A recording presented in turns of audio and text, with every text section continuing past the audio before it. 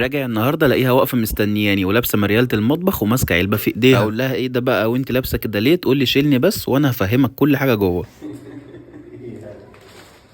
دخلنا بقى، لبستني مرياله وادتني مضرب في ايدي وقالت لي بينا على المطبخ. اقول لها يا شيف حور انا لسه راجع ومش قادر. تقول لي اقرا لي بس المكونات دي عشان انا لسه ما بعرفش اقرا، وبعد كده نشوف موضوع التعب ده. وتعالى بقى عشان اعلمك مسكه المضرب الصح عشان انت ما بتعرفش تعمل حاجه خالص. وكل القصص دي طلعت في الاخر عشان عايزه تعمل لي صينيه بسبوسه. يا ماما بتنفضي ايدك على البسبوسه. خلصت عك بقى وتقول لي تعالى حطها لي في الفرن عشان انتوا حاطينه فوق قوي وانا ما بطلوش شويه. وطلعتها ورشت عليها الشربات ودخلتها تاني في الفرن وتقول لي النهارده هاكلك احلى بسبوسه في حياتك. خلصت بقى وانا بحب اكلها سخنه فطلعناها عشان نجربها على طول. فورة ماشي.